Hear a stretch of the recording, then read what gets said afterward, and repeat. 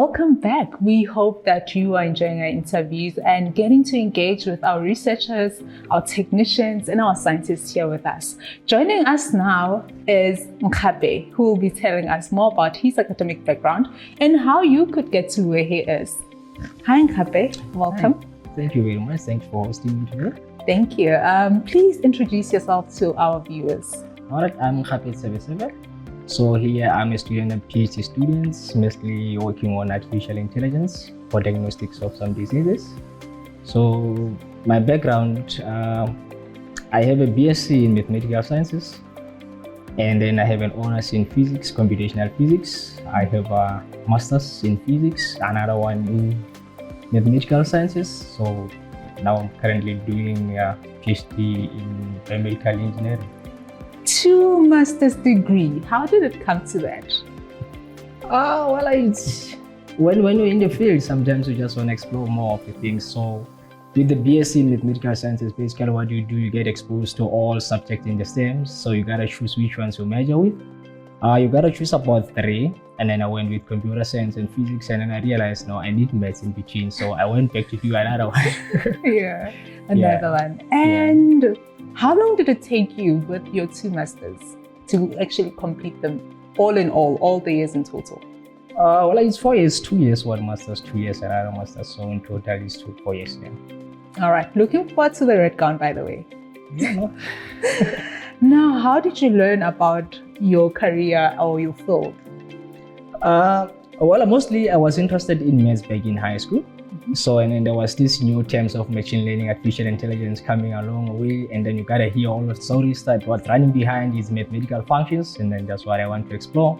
So I decided to go for it. So yeah, that's how I went. Yeah. Thank you for that. Now, what interested you about this field? I know you mentioned machine learning, but what called you to it? What said to you, I'm pursuing this, and yeah, I'm going to see it through all the way to your PhD level? Yeah, well, what directed me towards this is just to help the rural community. So what I do with machine learning, you always hear stories about it's fast, it's automated, all of that. So if it's fast, then it means I can use it to help people in rural areas, because we have a lot of people with communicable diseases there, and in the way of diagnosing them, is a problem. So I was like, okay, now let me try to take this area of study and try to help the people. So that's why I based the project that I'm currently doing now to perform some quick diagnostic, you can put it that way, to help people at least to have a quick help. All right. Speaking of the quick diagnostic project that you're working on, please tell us more about it. It seems very interesting.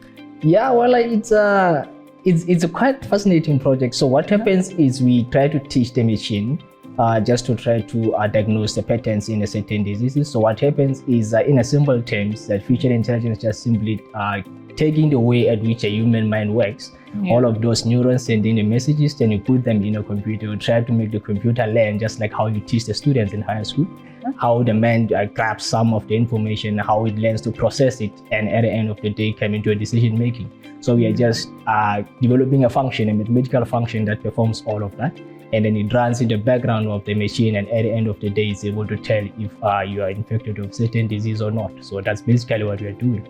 And I know this is in its initial stages, and you're still working on it, but at the end, what do you envision? Who will be able to use it? Is it going to be available to households in rural areas? Is it going to be only available at clinics? How do you envision it? Basically what we want to do is we want to make it available to almost everyone. So it's just that technology that's just a plug and play. You don't need to be trained on it. You just need to just follow some steps, and then you plug and play. It tells you the outputs of that. But that's what we are trying to do. Oh, that sounds so cool and interesting. Now, what do you think is the key to success in science? Well, science is just one field where there's always a problem. Every solution, for one solution, you have about 10 problems.